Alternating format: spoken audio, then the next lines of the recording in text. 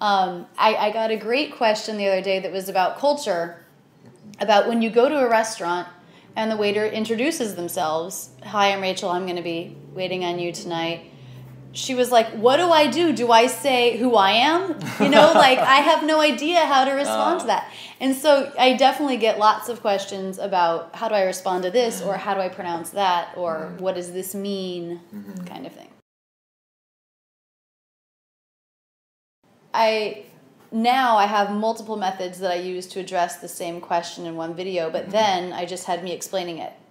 And it was like, I don't know, 2 to 3 minutes per, maybe up to 4 or 5 for a more complicated sound. But that was also right at the beginning, before I had worked with so many students and realized what was hard about the sounds. So now as I do them, I can address what common mistakes might be and that kind of thing. So I'm actually planning on redoing all of those sounds videos within the next year, and they'll probably be more like, 8 to 10 minutes, whereas the first set 6 years ago were 2 to 4 minutes. What about language barrier? Because not every students can learn English in English. You know what I'm saying? Because I'm okay, but a lot of students in Korea, their English skills not good enough to learn English in English. Right. But you only use English. I only use English, right? but I do take the time every week to type up the transcript word for word, to upload it to YouTube, to set all of the timings so the captions work. So there is a perfect, not computer-generated English translation that they can turn on. I believe that they can also tell the computer to translate that into, I think it's 168 different languages. So I think, I've never actually tried that, but I think with YouTube, I'm not sure if they would be, I know that if you press CC for the English captions, you get my version. If you pressed Korean, I'm not sure if it's translating the English one I gave them or the computer-generated one. I should look into that. But there's at least that. So if you can't catch everything I'm saying, but your vocabulary is pretty good, you might be able to just use the English captions. And if there's a few words you don't know, look them up. But if not, actually, one thing that I've heard is in the works at YouTube is crowdsourcing translations and captions. So I write it in English, and then maybe a fan who lives in Korea and has good English and is excited to use this as an opportunity to get better or to do a service to other Koreans, finds it, translate it, gives it to me, and I upload it. And so now there's not only the English version, which is definitely correct, but there's a Korean version that's definitely correct. And I don't know Korean, so I don't know if he's said a whole bunch of bad words or if he's translated. So then other Koreans can comment on that and crowdsource and say, this one's good, vote it up, vote it down, whatever. I hope that's coming. I've heard that something like that is coming or is in the works, or maybe there's another company that's developing it that can plug into YouTube. I chose YouTube because it was sort of an afterthought to the website. I wanted this content on the website, and I realized it was actually really expensive to host and stream videos directly on the website. So I was like, well, I'll put them on YouTube and embed them. But, YouTube has, I think it's still trying to catch up with itself, to be honest. It has grown so fast. And I have been quite lucky in that I think living in New York, I was able to get on YouTube's radar because they would have partner meetups, probably only in the biggest cities. And I went, and I was able to meet people that worked for YouTube and just sort of have them know who I was. So I applied for this program, and I was accepted. And I think it's probably a little bit because I was a known entity. So I did 2 YouTube programs over the past 2 or 3 years where they gave me equipment and support and sort of mentoring. And actually, the most valuable thing I got out of those was the connection to other people making YouTube videos. Especially the second program I did, they actually made the effort and took on the financial burden of flying all 35 of us to Los Angeles 3 times for a week each. So yes, we learned great things from YouTube and the people that presented, and yes, we got to collaborate with other people and share audience, but the biggest thing that happened was we were all sort of within this middle level, you know, not YouTube superstars, but also not just beginning. And a lot of us, maybe half, were making YouTube and a related business our full-time job. And so we were able to trade ideas about platforms, ways of delivering other products and whatever. And still to this day, I reach out to that community. I mean, I would say I'm in touch with somebody from that community once a week at least. And it's been really good. Another thing is, so the videos on my channel that are the most professional looking are shot at the YouTube studios. So that's another way in which they've supported me. They have this studio space in New York, and I've used that for quite a few of my videos. And it's just easy because they're so much more professional looking than what I can do at home.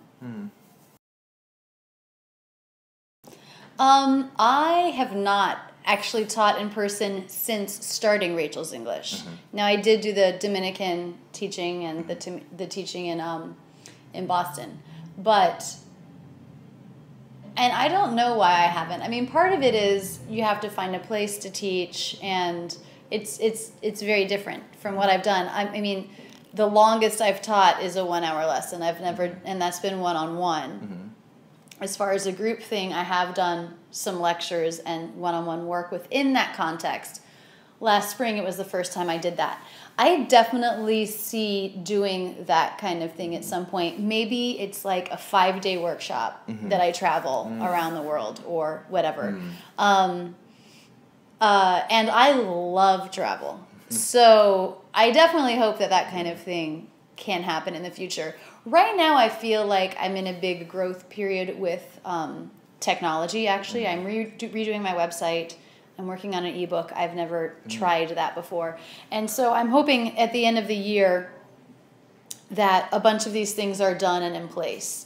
And then the next year, I might spend trying to refine them and reduce the amount of time it takes to produce stuff. And then the next week, the next year, another growth year where I try new things, like maybe live teaching or in-person seminars, that kind of thing.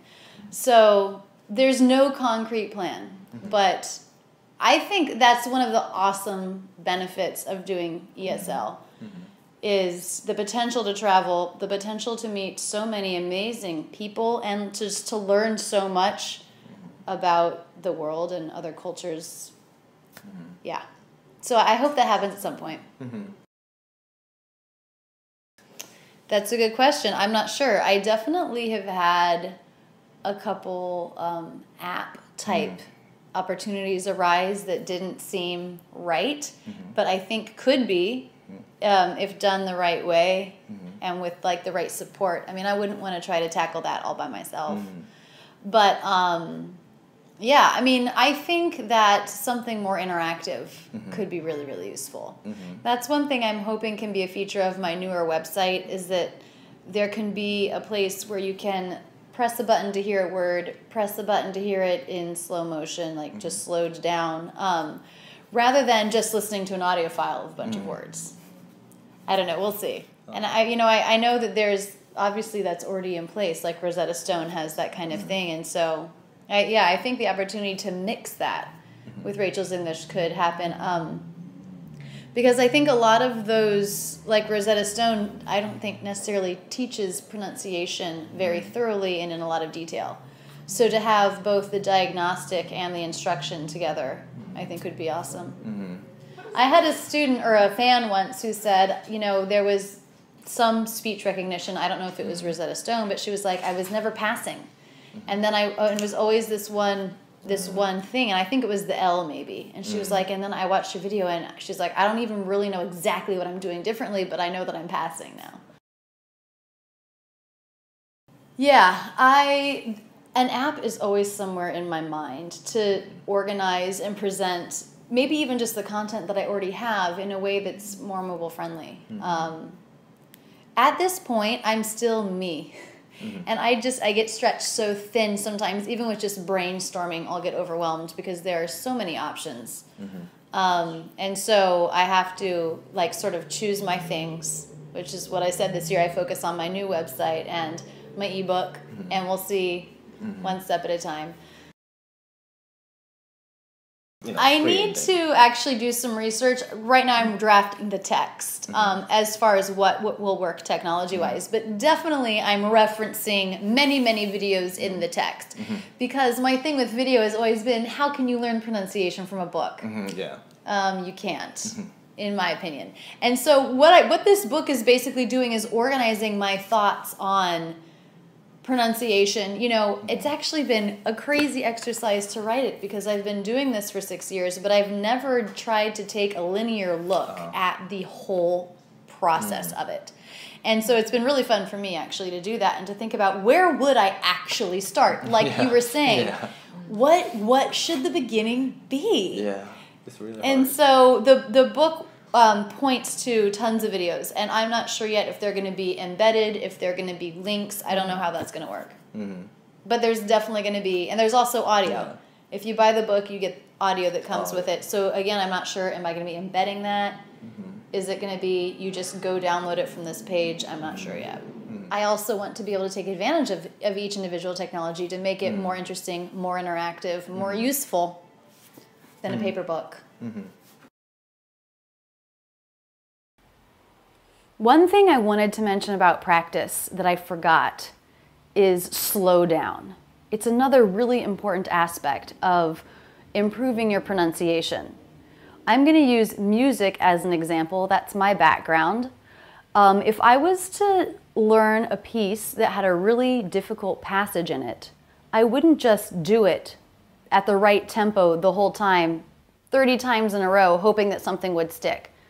You can't go from nothing to normal pace without doing the work in between.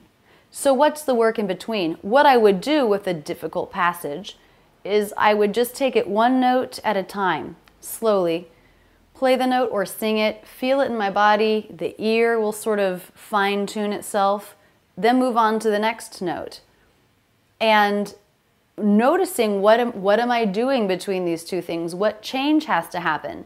With singing, it's not as obvious as a finger movement, right? It's all happening in here. We can't see it. So a lot of it relates to the mind. Really thinking clearly, here's this note, here's this next note, going back and forth until it's accurate, until the body gets it. So that's how I would work on a difficult passage of music. And I think that's how all musicians work. But my students, when they come to practicing English, resist that a little bit. They just want to speak as quickly as American native speakers speak right from the beginning. But that's not really possible if students slow down and do it right and do it repetitiously. Then their body will start to get it, their ears will fine-tune, and it will start to happen naturally. And that's really what you need in order to pick up your pace. So you have to start by slowing it down. I tell my students, don't practice faster than you can practice accurately. If you can only do it accurately at half pace, then do it at half pace until your body really gets it, then you can speed it up. But if you're practicing something at a normal speaking pace that's not right, then what are you even practicing at that point? You're just drilling in further a bad habit. And we want to avoid doing that. So slowing down, taking the time to do it right before you build up your pace is really important.